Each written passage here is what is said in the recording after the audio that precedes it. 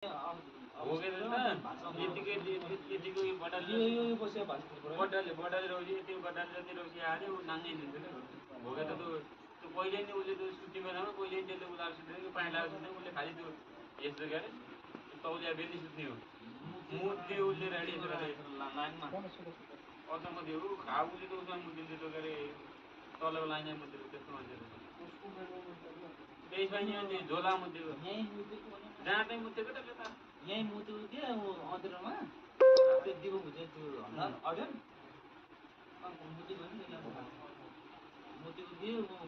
द्वारा अभिषेक पोरल के हाथों में थ्रो किया जाएगा, लेकिन आसानी के साथ बल्लेबाज ने भाग करके सिग्नल चुरा लिया है और 1 रन के साथ ही स्कोर बढ़कर के पहुंच जाएगा अब बैंगलोर की टीम का समय 68 रन 2 विकेट के नुकसान पर।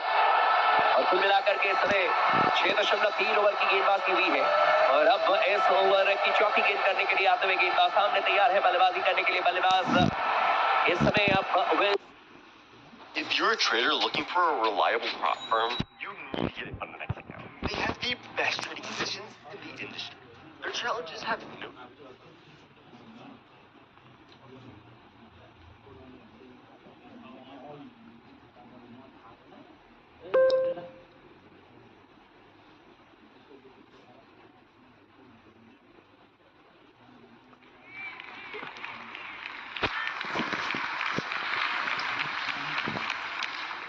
What was the secret of this mother's success in Proverbs 31? It was no accident. Her success was planned. It was directed of God. She was a woman who feared the Lord. Verse 31, a woman who fears the Lord is to be praised. A woman who fears the Lord is to be praised. Our generation will praise a woman for her looks. We call it the Miss America pageant. Let me tell all you young people something. When you're young, take lots of pictures, because that beautiful thing you're looking at is going to flop and fly in just a few years.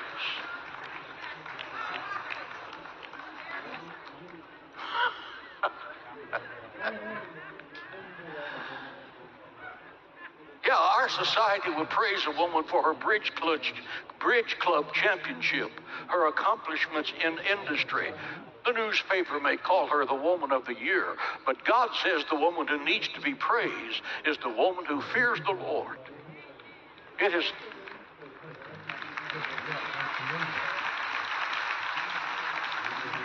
Listen, it's never been harder to be a successful mother than today.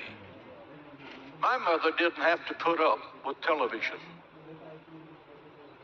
It came on late and went off early and wasn't worth watching.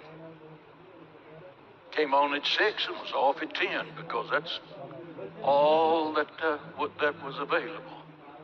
Our society is swimming in a sewer. Mothers are competing with the technology of society that invades their home. You at least should have a law at your house. No phones allowed at the table so you can talk to each other.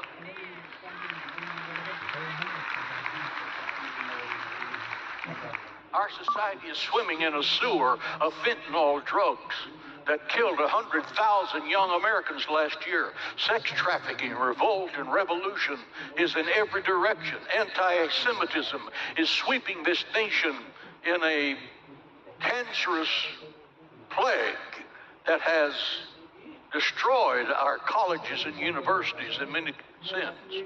People shouting death to America and death to Israel. The absentee father has forced many mothers to be both the provider and the protector of their children. The American family is systematically being destroyed by a public education system that teaches our children to rebel against parental authority. They're telling the students at school now, don't tell your parents what we're teaching you.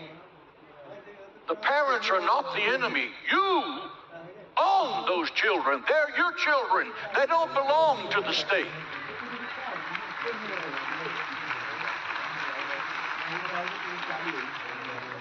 The mother of Proverbs 31 was a strong woman. Her strength was not physical. She was strong in her loyalty to God. I have known mothers who were married to godless men who Sunday after Sunday came to the house of the Lord alone. Her children were dressed well. She is radiant, but her husband is not there. This is the forgotten woman. This is the forgotten mother. This congregation has some forgotten mothers. Wives who are struggling to rear their children in the fear of the Lord while the husband ignores his duty, his responsibility to God and his responsibility to his family. You carry this message home. Carry a tape recording of it home. Father, if you do not attend the house of God with your wife and children, you are a failure.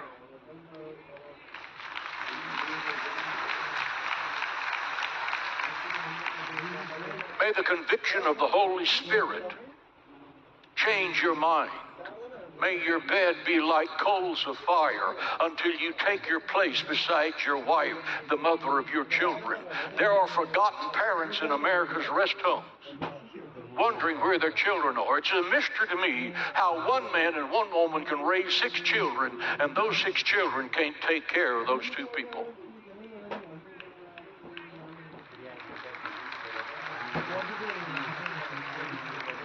That was God's plan in the Bible. The Social Security plan in the Bible is your children take care of you. I tormented my children when they were growing up. I told them, when I get old, I'm coming to live with you. And I'm going to do for you what you've done for me. I'm going to get you a new car and just burn the wheels off of it just to see if it'll scream.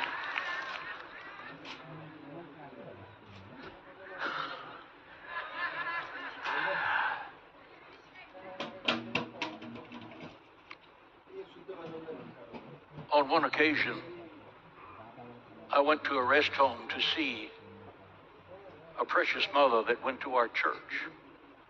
She was living her last few days on earth. She said, Pastor, would you tell my son to come see me? I said, where does he live? On another continent? Is he so crippled that he can't get here? She said, no, he lives less than 2 miles away. He's in perfect health. He's just never come to see me. I said, where is he? Give me his address. I went to his house and gave him a tongue lashing that if he's still alive, still remembers. But he went to see his mother that day.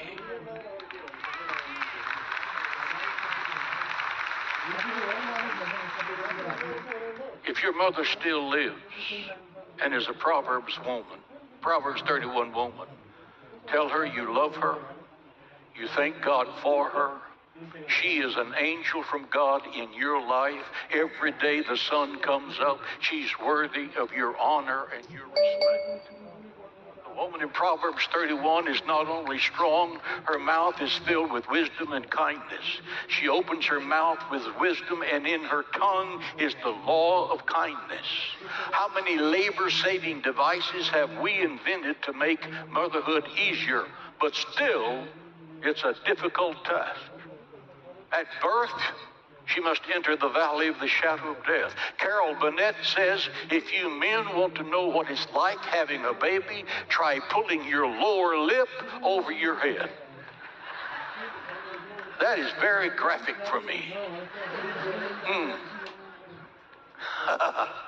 I challenge any man to tell me a mother is not a working woman. If you don't think so, just stay home one day and take her place. You wash the dishes. You vacuum the carpets. You dust the furniture. You chase the children through the house. You change their diapers. You run to the music lessons. You carry them to the baseball practice. Race home and get supper fixed for her husband. And when he comes through the door, look like Miss America with a rose in her teeth. Get serious. That doesn't happen. This woman of Proverbs 31 was a worker. She sets about her work vigorously. Her lamp does not go out at night. Some in this auditorium had mothers that took in sewings to feed you. They swept out buildings. They became maids. They worked relentlessly. They did what they had to do to take care of you. They deserve your love, your adoration, and your respect.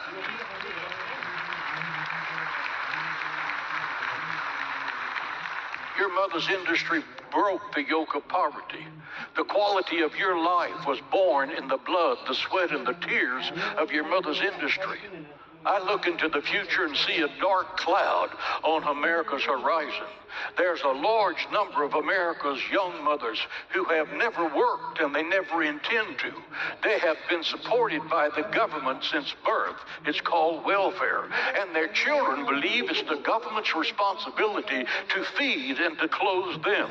Listen to what God's plan for you is. The man who does not work should not eat. That's God's plan.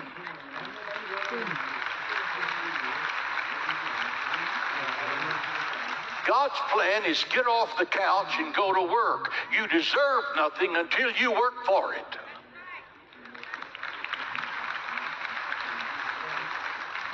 Proverbs says this wonderful woman was not afraid of the cold. Why? Because in the springtime she made the garments and her children would need for the winter. Mother, winter is coming for your children. The springtime is when they're home with you. Then they leave for school, and your time is less. And they leave home, and it's wintertime. The day will come when your daughter will be asked to sacrifice her virginity for some man's lust. When your son will be asked to risk his life for a sniff of fentanyl. When rogues and criminals will try to drag your darling into the sewer. Don't face the future with fear. Make good use of the spring time. Train your child in the way she should go. And when that time comes, she will slap his face and walk away.